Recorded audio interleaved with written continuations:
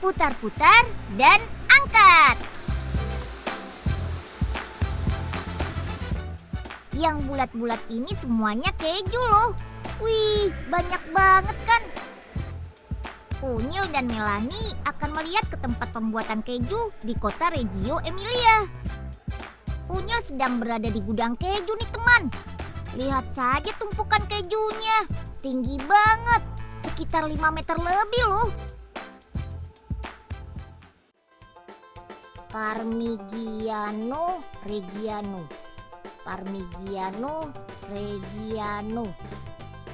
Kenapa tulisannya Parmigiano Reggiano semua ya? Apa ya artinya? Wah, mana tinggi bener lagi. Kalau sampai jatuh semua, Unyil bisa tertimbun nih. Aduh, jadi penasaran. Dar, Unyil kucing. Melanie dari mana aja sih? Ngagetin Unyil aja.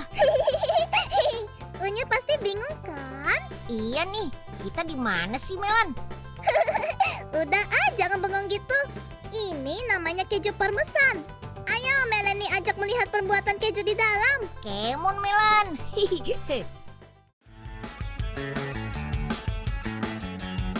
Mau tahu Unyil di mana? Di gudang keju parmesan milik perusahaan Parmigiano Reggiano Italia. Tuh, dari luar saja sudah unik pintu masuknya. Itulah bentuk kejunya. Lucu ya? Oh iya, di Italia keju ini sangat terkenal. Kalau di negara lain keju ini disebut keju parmesan. Tetapi di Italia, orang menyebutnya dengan nama keju Parmigiano Reggiano, sesuai dengan nama tempat pembuatannya.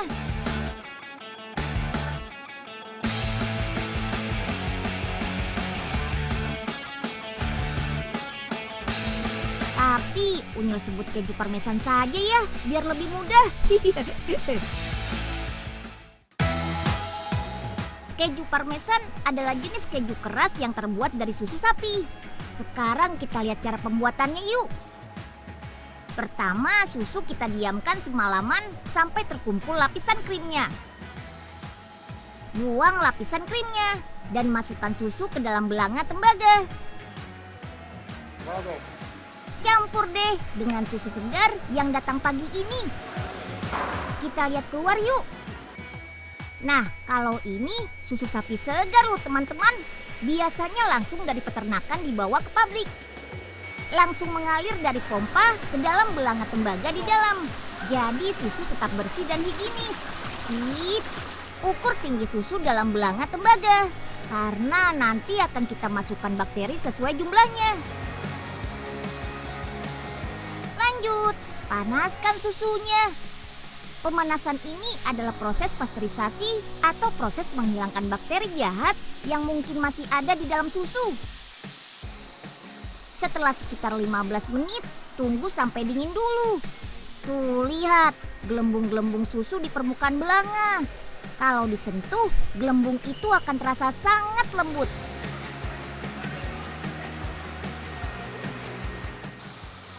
Baru deh, masukkan whey ke dalam adonan susu. Whey adalah sisa pengendapan keju yang dibuat pada hari sebelumnya. Whey ini bersifat asam dan akan membantu proses fermentasi. Lalu masukkan juga bakteri rennet atau starter bakteri pembuat keju. Rennet akan mengumpulkan adonan susu. Tunggu sekitar 20 menit, lalu adonan akan membentuk whey dan dadi. Aduk dadi dan whey menggunakan spino.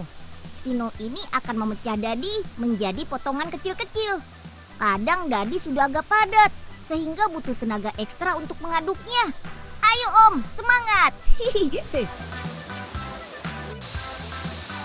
Untuk mengetahui tekstur dadi, gampang. Kalau diangkat dan dadi bisa jatuh sendiri, berarti dadi siap dimasak. Unik kan? Oke lanjut, masak lagi dadinya dengan suhu sekitar 100 derajat Celcius. Setelah 1 jam, baru deh terbentuk dadi seperti spons di dasar belanga. Tinggal ambil adonan itu dengan kain. Proses ini harus dilakukan oleh 2 orang. Selain berat, harus ada yang memegangi di 2 ujung kain yang lain. Hop hop, Tuh, lihat calon kejunya sudah menjadi 2. Nah, cairan sisa inilah yang disebut whey tadi. Bisa kita pakai lagi untuk besok loh. Irit ya.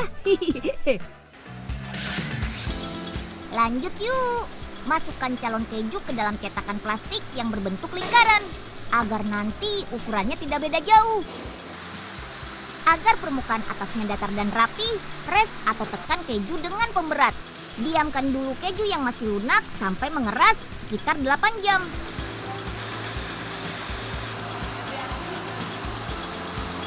Baru deh masuk ke tahap pencetakan tulisan di sekeliling keju. Keju yang sudah mengeras berubah warna menjadi kuning. Lapisi dengan cetakan plastik dan masukkan ke cetakan tembaga. Proses ini memakan waktu sekitar 24 jam.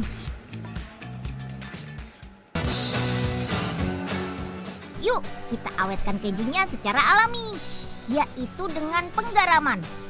Masukkan garam dan rendam keju selama 20 sampai 25 hari.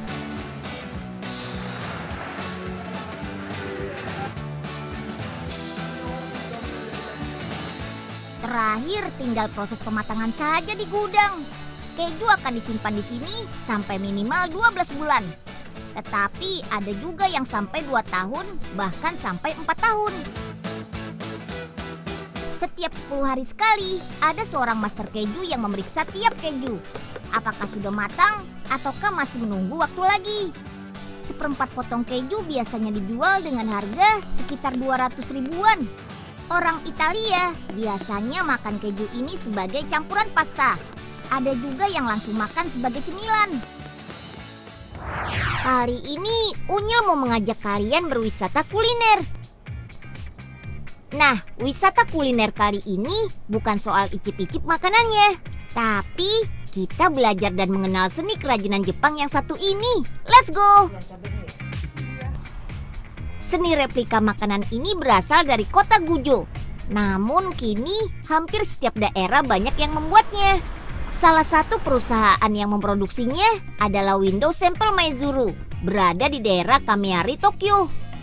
Berdiri sejak tahun 1948, perusahaan ini menjadi salah satu perusahaan yang terpercaya oleh banyak resto untuk memproduksi beraneka macam replika makanan. Replika makanan ini dibuat sama persis dengan makanan aslinya, mulai dari segi ukuran, bentuk, dan juga warnanya. Dikerjakan oleh pengrajin ahli dengan teknik yang unik dan juga canggih. Seiring perkembangan zaman dan dengan alasan mempermudah pembentukannya, maka bahan pembuatannya pun berubah menjadi resin sintetis. Sedangkan alat pencetaknya menggunakan silikon yang sebelumnya telah dicetak atau dibentuk menggunakan makanan aslinya. Untuk membuat adonan replikanya, campurkan tepung resin dengan minyak agar hasilnya lebih elastis dan mengkilap.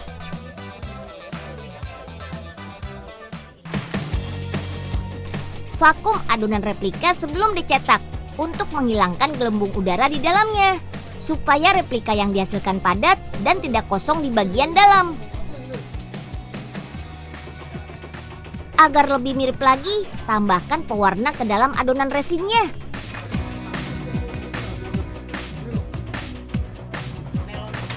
Oven adonan sekitar 18 menit agar warna dapat melekat pada adonan.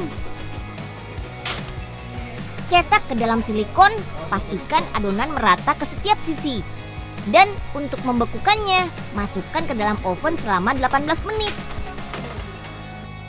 Alright, beraneka jenis makanan yang dibuat beraneka macam, juga metode pencetakannya.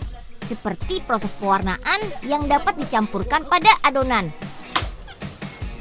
Nah, replika makanan yang sudah matang, kita keluarkan langsung dari silikon pencetak.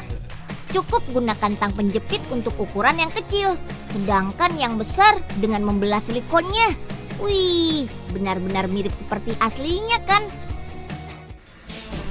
Tidak hanya menggunakan silikon pencetak, aneka teknik pembuatan digunakan agar menyerupai seperti aslinya.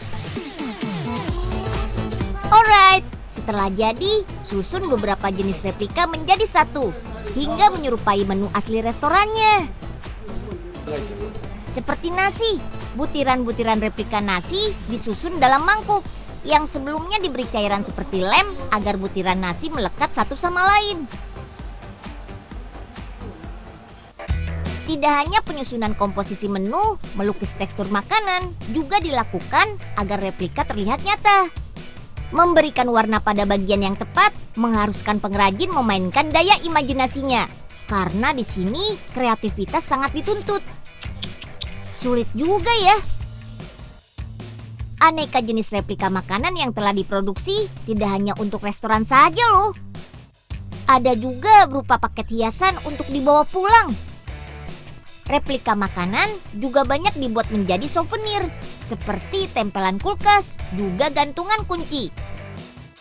Nah, jalan-jalan ke Jepang, jangan lupa membeli souvenir unik ini ya, sebagai buah tangan untuk sanak saudara.